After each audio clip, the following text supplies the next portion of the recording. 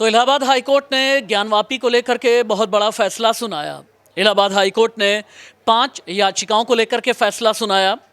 हिंदू पक्ष की याचिकाएं मंजूर हो गई और मुस्लिम पक्ष की जो पिटीशन है उन्हें खारिज कर दिया गया। यानी मुस्लिमों को आज इलाहाबाद हाईकोर्ट से बहुत बड़ा झटका लगा।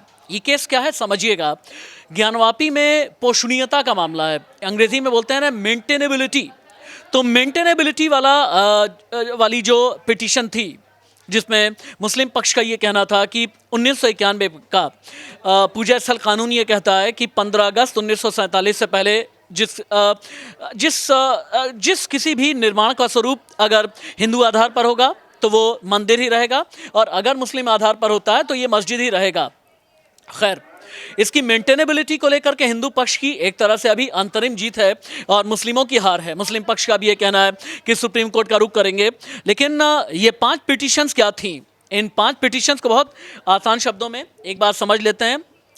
आकांक्षा इस पूरे केस को लीगली फॉलो कर रही हैं। आकांक्षा, इलाहाबाद हाईकोर्ट से जो फैसला आया, ये 5 पिटीशंस, इनके बारे में बहुत आसान शब्दों में बताइए पहले।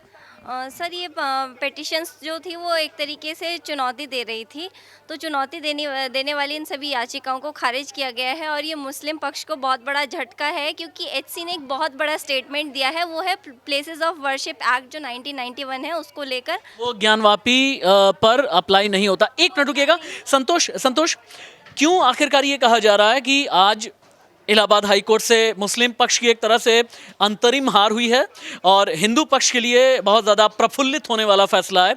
आसान शब्दों में समझाइएगा कि क्यों, पोषणीयता का ये मामला क्या था, 1991 का ये सूट क्या था, पूजा स्थल कानून को लेकर के अभी तक दोनों पक्ष कैसे आमने सामने रहे और इलाहाबाद हाईकोर्ट ने कह दिया कि ज्ञानवापी केस में पूजा स्थल कानून अप्लाई नहीं होता।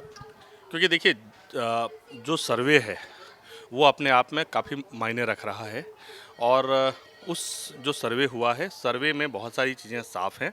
उसको, तथ्यों को कोर्ट ने ठीक ठाक तरीके से समझा है पहली दफ़ा, इसलिए ये कहा जा रहा है कि ये हिंदू पक्षकारों की जीत है और इसमें मुस्लिम पक्षकार जो रोकने की कोशिश लगातार ये कर रहा है। ज्ञानवापी को आप देखिए किस तरीके से एक पोर्शन को उन लोगों ने वहाँ पर ये लगातार कहते आ रहे थे कि ज्ञानवापी एक मस्जिद है, लेकिन वहाँ मस्जिद के अंदर आपको क्या कुछ मिला है? मस्जिद के अंदर आपको जहाँ वजू खाना है आपका, वहाँ आपके शिवलिंग मिल रहे हैं और सर्वे एक बार नहीं कितनी बार हुई हैं, ये कोर्ट के सामने वो सारे तथ्य हैं। ठीक कह रहे हैं। आकांक्षा, 1 मिनट मैं आपको और लूँगा, मुझे पता है कि अभी बिजी हैं आप। मुझे एक बार ये समझाएं कि चूँकि 24 घंटे पहले ही एएसआई रिपोर्ट सबमिट हुई है और अब ये 5 पिटीशंस जिनको लेकर के हिंदू पक्ष का ये कहना है कि हमारे लिए बहुत कुछ ऐसा मिल गया है जिसकी वजह से हम आगे बढ़ने वाले हैं। मुस्लिम पक्ष के पास से में क्या बचा और इलाहाबाद हाई कोर्ट ने वाराणसी में लोअर कोर्ट को आदेश क्या दिए हैं? लोअर कोर्ट को ये आदेश दिया गया है कि जो वाराणसी जिला अदालत है वो 6 महीने के अंदर इस केस को निपटाए, यानी कि जो है सुनवाई पूरी करें।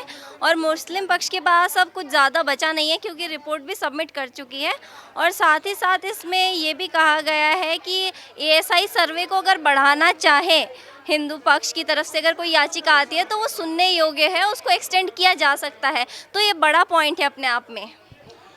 एक बड़ा पॉइंट जिसके बारे में जिक्र अभी आकांक्षा कर रही थी। आप ये समझें कि हिंदू पक्ष की तरफ से ये दावा किया जा रहा है कि प्रभु शिव के निशान मिले हैं, महादेव के निशान हैं, हिंदुओं के प्रतीक चिन्ह हैं, हिंदुओं की कलाकृतियां हैं ज्ञानवापी में और ज्ञानवापी जैसा शब्द कहीं पर उर्दू, अरबी या किसी हदीस में या किसी धार्मिक ग्रंथ में, जो मुसलमानों का धार्मिक ग्रंथ है, उसमें ज्ञानवापी जैसे शब्द का जिक्र ही नहीं है। तो ऐसे में फिर आप दावा क्यों कर रहे हैं? ये दशकों का नहीं बल्कि सदियों पुराना मुकदमा है जिसे लेकर के अब हिंदू पक्ष का कहना है कि अब उम्मीद की रोशनी, उम्मीद की किरण नजर आती है। रविंद्र जी, 1 मिनट आ जाए आप मेरे पास में। चूँकि दावा ये किया, अभी क्लैरिटी नहीं है, लेकिन दावा ये किया जा रहा था कि हिंदुओं की तरफ से कि त्रिशूल मिले हैं, स्वास्तिक मिला है, डमरू मिला है, हिंदुओं की कलाकृतियाँ मिली हैं, खंडित मूर्तियाँ, चलते रहें, खंडित मूर्तियाँ भी मिली हैं।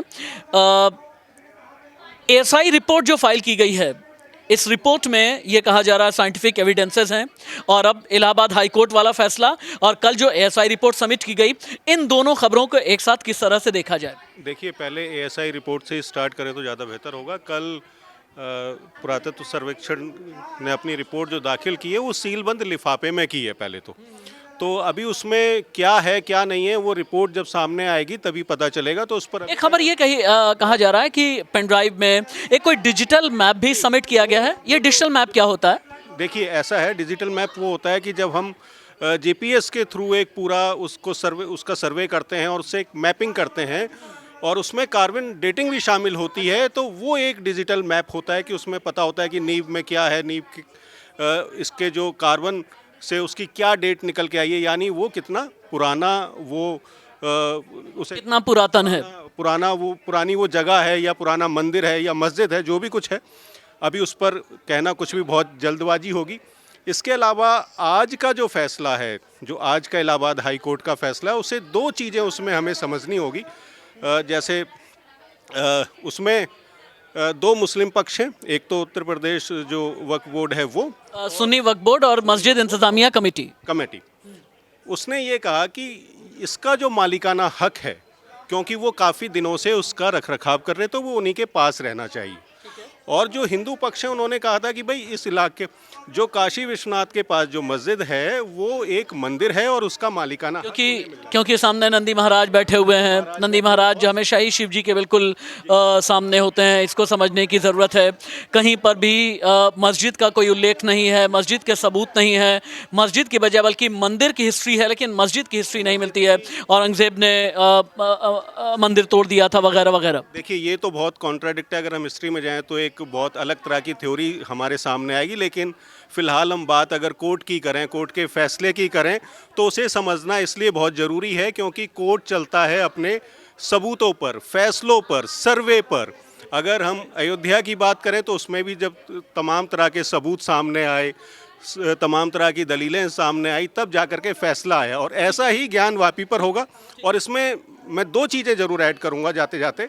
एक तो ये कि इलाहाबाद कोर्ट ने वाराणसी कोर्ट को कहा भाई 6 महीने में आप फास्ट ट्रैक में इसे लेकर के आइए और इस पर फैसला दीजिए। हाँ, इसका मतलब ये है जो इंडिकेशंस हैं कि 6 महीने में कुछ ना कुछ कॉन्क्रीट निकल करके सामने आने वाला है। ज्ञानवापी विवाद की हिस्ट्री, ज्ञानवापी विवाद अदालत में, ज्ञानवापी विवाद में एएसआई सर्वे रिपोर्ट, इन सभी को लेकर के पहली जानकारी बिना सनसनी फैलाए तथ्यों के साथ में इसी चैनल पर आपको मिलती रहेगी। नमस्ते।